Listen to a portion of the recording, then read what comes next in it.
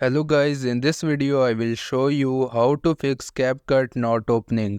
It's very easy, watch full video so you don't miss out any important step. I will show you different methods, you can try them based on your requirement. So the first one is to restart your PC. For that, click on the Windows icon from the bottom left corner, select the power option, then click on restart. After restarting your PC, check whether the CapCut is opening or not. If not, follow the second method. Go to the Windows search bar and type %temp%. Then click on it. Your temporary files will open. Select all these files and delete them. After deleting the files, check if the CapCut opens. If not, then there's another method you can try.